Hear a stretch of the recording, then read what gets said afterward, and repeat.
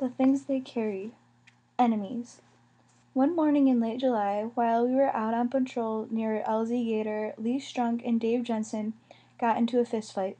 It was about something stupid, a missing jackknife, but even so the fight was vicious. For a while it went back and forth, but Dave Jensen was much bigger and much stronger, and eventually he wrapped an arm around Strunk's neck and pinned him down and kept hitting him on the nose. He hit him hard, and he didn't stop. Strunk's nose made a sharp snapping sound like a firecracker. But even then Jensen kept hitting him over and over, quick stiff punches that did not miss.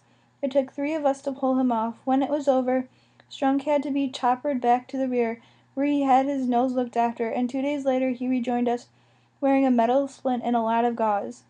In any other circumstance it might have ended there, but this was Vietnam, where guys carried guns, and Dave Jensen started to worry. It was mostly in his head. There were no threats, no vows of revenge, just a silent tension between them that made Jensen take special precautions. On patrol, he was careful to keep track of Strunk's whereabouts. He dug his foxholes on the far side of the perimeter. He kept his back covered. He avoided situations that might put the 2 of them alone together. Eventually, after a week of this, the strain began to create problems. Jensen couldn't relax.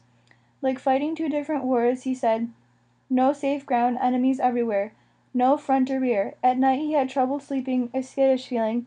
Always on guard, hearing strange noises in the dark, imagining a grenade rolling into his foxhole or the tickle of a knife against his ear. The distinction between good guys and bad guys disappeared for him. Even in times of relative safety, while the rest of us took it easy, Jensen would be sitting with his back against a stone wall, weapon across his knees, watching Lee Strunk with quick, nervous eyes. It got to the point where he lost control. Something must have snapped. One afternoon, he began firing his weapon into the air, yelling Strunk's name, just firing and yelling, and it didn't stop until he rattled off an entire magazine of ammunition. We were all flat on the ground. Nobody had the nerve to go near him. Jensen started to reload, but then suddenly he sat down and held his head in his arms and wouldn't move.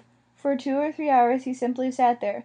But that wasn't the bizarre part, because late that same night he borrowed a pistol, grabbed it by the barrel, and used it like a hammer to break his own nose. Afterwards he crossed the perimeter to Lee Strunk's foxhole. He showed him what he had done, and asked if everything was square between them. Strunk nodded and said, sure, things were square, but in the morning Lee Strunk couldn't stop laughing. The man's crazy, he said. I stole his fucking jackknife.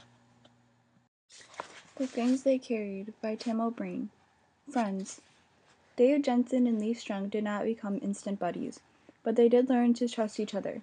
Over the next month they often teamed up on ambushes, they covered each other on patrol, shared a foxhole, took turns pulling guard at night.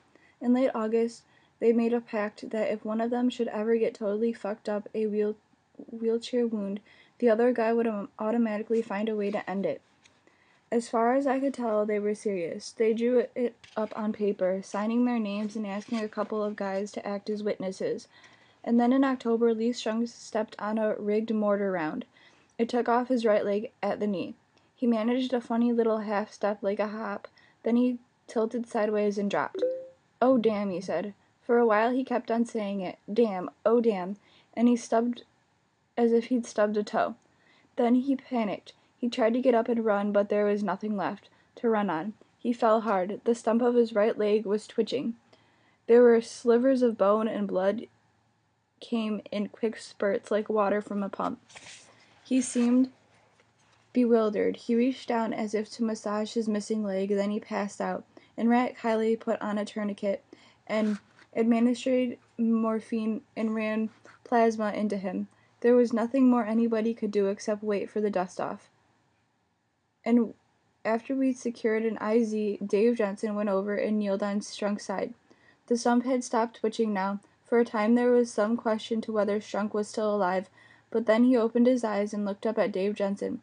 Oh, Jesus, he said, and moaned, and tried to slide away and said, Jesus, man, don't kill me. Relax, Jensen said. Lee Strunk seemed groggy and confused. He lay still for a second and then motioned toward his leg. Really, it's not so bad. Not terrible. Hey, really, they can sew it back on, really? Right, I'll bet they can. Do you think? Sure, I do. Strunk frowned at the sky. He passed out again, then woke up and said, Don't kill me. "I won't," Jensen said. "I'm serious." "Sure. But you got to promise, swear it to me. Swear you won't kill me." Jensen nodded and said, "I swear." And then a little later we carried Strunk to the dust-off chopper. Jensen reached out and touched the good leg. "Go on now," he said. Later we heard that Strunk died somewhere over Chule, which seemed to relieve Dave Jensen of an enormous weight.